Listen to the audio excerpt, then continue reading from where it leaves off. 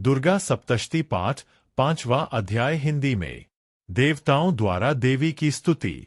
महर्षि मेधा ने कहा, पूर्व काल में शुंभ निशुंभ नामक असुरों ने अपने बल के मद से इंद्र का त्रिलोकी का राज्य और यज्ञों के भाग छीन लिए, और वह दोनों इसी प्रकार सूर्य, चंद्रमा, धर्मराज और वरुण के अधिकार भी छीनकर स्वयं ही उनका उपयोग करने लगे। वायु और अग्नि का कार्य भी वही करने लगे, और इसके पश्चात उन्होंने जिन देवताओं का राज्य छीना था उनको अपने अपने स्थान से निकाल दिया। इस तरह से अधिकार छिने हुए दैत्यों तथा दैत्यों द्वारा निकाले हुए देवता अपराजिता देवी का स्मरण करने लगे कि देवी ने हमको वर दिया था कि तुम्हारी संपूर्ण विपत्तियों को नष्ट करके रक्षा करूंगी। सा विचार कर सब देवता हिमालय पर गए और भगवती विष्णु माया की स्तुति करने लगे। देवताओं ने कहा, देवी को नमस्कार है, शिव को नमस्कार है, प्रकृति और भद्रा को नमस्कार है। हम लोग रौद्र, नित्या और गौरी को नमस्कार करते हैं। ज्योत्सनामयी, चंद्र रूपिणी व सुख रूपा देवी को निरंतर नमस्कार है। शरणागतों का कल्याण करने वाली वृद्धि और सिद्धि रूपा देवी को हम बार 2 नमस्कार करते हैं। और नैऋति, राजाओं की लक्ष्मी तथा सर्वाणी को नमस्कार है। दुर्गा को, दुर्ग स्थलों को पार करने वाली दुर्गपारा को, सारा, सर्वकारिणी, ख्याति कृष्ण और घूम्र देवी को सदैव नमस्कार है। अत्यंत सौम्य तथा अत्यंत रौद्र रूपा को हम नमस्कार करते हैं। उन्हें हमारा बारंबार प्रणाम है। जगत की आधारभूत कृति देवी को बार बार नमस्कार करते हैं। जिस देवी को प्राणी मात्र विष्णु माया कहते हैं, उसको नमस्कार है, उसको नमस्कार है, उसको नमस्कार है। जो देवी संपूर्ण प्राणियों में चेतना कहलाती है, उसको नमस्कार है, उसको नमस्कार है, उसको नमस्कार है।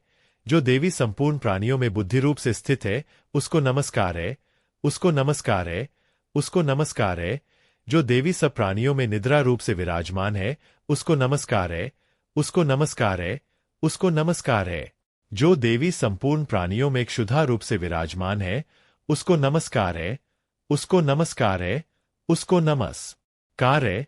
जो देवी संपूर्ण प्राणियों में छाया रूप से स्थित है, उसको नमस्कार है, उसको नमस्कार है, उसको नमस्कार है। जो देवी सब प्राणियों में शक्ति रूप से स्थित है, उसको नमस्कार है, उसको नमस्कार है, उसको नमस्कार है। जो देवी संपूर्ण प्राणियों में तृष्णा रूप से स्थित है, उसको नमस्कार है, उसको नमस्कार है, उसको नमस्कार है। जो देवी सब प्राणियों में शांति रूप से स्थित है, उसको नमस्कार है, उसको नमस्कार है, उसको नमस्कार है। जो देवी सब प्राणियों में जाति रूप से स्थित है, उसको नमस्कार है, उसको नमस्कार है, उसको नमस्कार है। जो देवी सब प्राणियों में लज्जा रूप से स्थित है, उसको नमस्कार है, उसको नमस्कार है, उसको नमस्कार है। जो देवी संपूर्ण प्राणियों में श्रद्धा रूप से स्थित है, उसको नमस्कार है, उसको नमस्कार है, उसको नमस्कार है। जो देवी संपूर्ण प्राणियों में कांति रूप से स्थित है, जो देवी सब प्राणियों में लक्ष्मी रूप से स्थित है, उसको नमस्कार है, उसको नमस्कार है, उसको नमस्कार है। जो देवी संपूर्ण प्राणियों में वृत्ति रूप से स्थित है, उसको नमस्कार है, उसको नमस्कार है, उसको नमस्कार है। जो देवी सब प्राणियों में स्मृति रूप से विराजमान है, उसको नमस्कार है, उसको नमस्कार है, उसको नमस्कार है। जो देवी सब प्राणियों में दया रूप से स्थित है, वह उसको नमस्कार है, उसको नमस्कार है। जो देवी सब प्राणियों में तुष्टि रूप से स्थित है, उसको नमस्कार है, उसको नमस्कार है, उसको नमस्कार है। जो देवी संपूर्ण प्राणियों में मातृरूप से स्थित है, उसको नमस्कार है, उसको नमस्कार है, उसको नमस्कार है। जो देवी संपूर्ण प्राणियों में भ्रांति रूप से स्थित है, उसको नमस्कार है, उसको नमस्कार है, उसको नमस्कार है। जो देवी संपूर्ण प्राणियों में नित्य व्याप्त रहती है, उसको नमस्कार है, उसको नमस्कार है, उसको नमस्कार है। जो देवी चैतन्य रूप से इस संपूर्ण संसार को व्याप्त करके स्थित है, उसको नमस्कार है, उसको नमस्कार है, उसको नमस्कार है। पूर्व काल में देवताओं ने अपने अभीष्ट फल पाने के लिए जिसकी स्तुति की है, और देवराज इंद्र ने बहुत दिनों तक जिसका सेवन किया है, वह कल्याण की साधना भूता ईश्वरी हमारा कल्याण और मंगल करे तथा सारी विपत्तियों को नष्ट कर डाले। असुरों के सताए हुए हम संपूर्ण देवता उस परमेश्वरी को इस समय नमस्कार करते हैं, तथा जो भक्ति पूर्वक स्मरण किए जाने पर तुरंत ही सब विपत्तियों को नष्ट कर देती है, वह जगदम्बा इस समय भी हमारा मंगल करके हमारी समस्त विपत्तियों को दूर करे।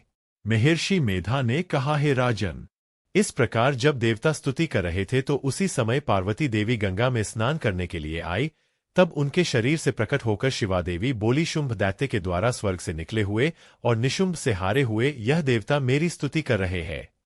पार्वती के शरीर से अंबिका निकली थी, इसलिए उसको संपूर्ण लोक में कौशिकी कहते हैं।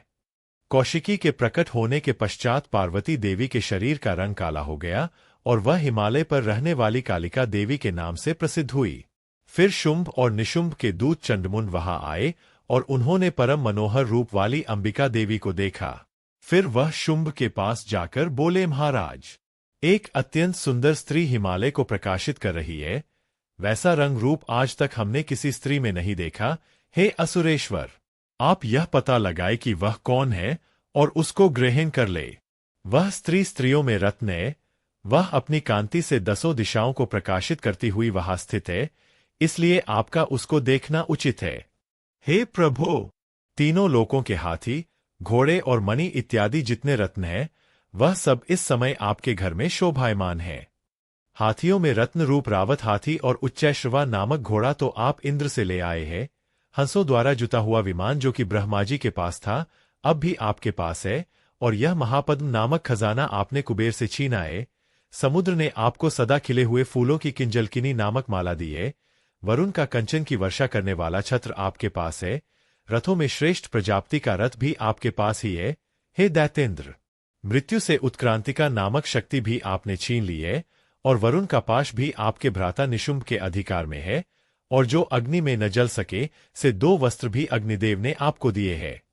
हे दैत्यराज, इस प्रकार सारी रत्नरूपी वस्तुएं आप संग्रह कर चुके हैं, तो फिर आप यह कल्याणकारी स्त्रियों में रत्नरूप अनुपम स्त्री आप क्यों नहीं ग्रहण करते?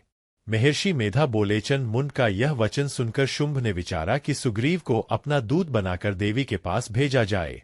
प्रथम उसको सब कुछ समझा दिया और कहा कि वहां जाकर तुम उसको अच्छी तरह से समझाना और सा उपाय करना जिससे वह प्रसन्न होकर तुरंत मेरे पास चली आए।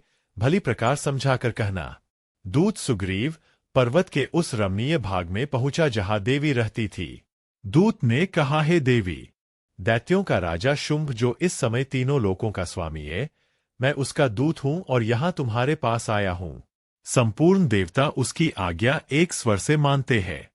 अब जो कुछ उसने कहला भेजा है वह सुनो। उसने कहा है, इस समय संपूर्ण त्रिलोकी मेरे वश में है और संपूर्ण यज्ञों के भाग को पृथक पृथक मैं ही लेता हूं और तीनों लोकों में जितने श्रेष्ठ रत्न है वह सब मेरे पास है। देवराज इंद्र का वाहन रावत मेरे पास है जो मैंने छीन लिया है। उच्चै श्रवा नामक घोड़ा जो क्षीर सागर मंथन करने से प्रकट हुआ था उसे देवताओं ने हे सुंदरी, इनके अतिरिक्त और भी जो रत्न भूषण पदार्थ देवताओं के पास थे वह सब मेरे पास है।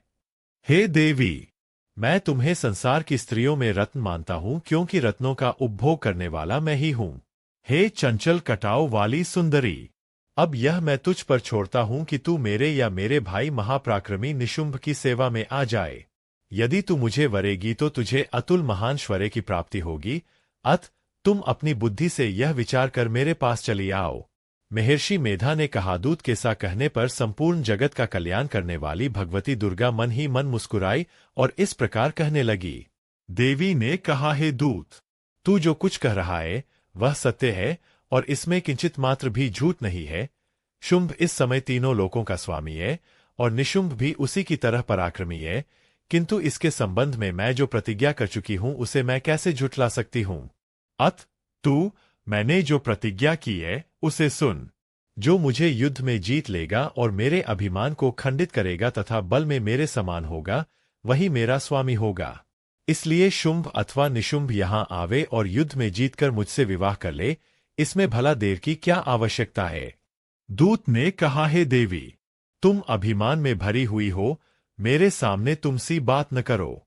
इस त्रिलोकी में मुझे तो सा कोई दिखाई नहीं देता जो कि शुंभ और निशुंभ के सामने ठहर सके।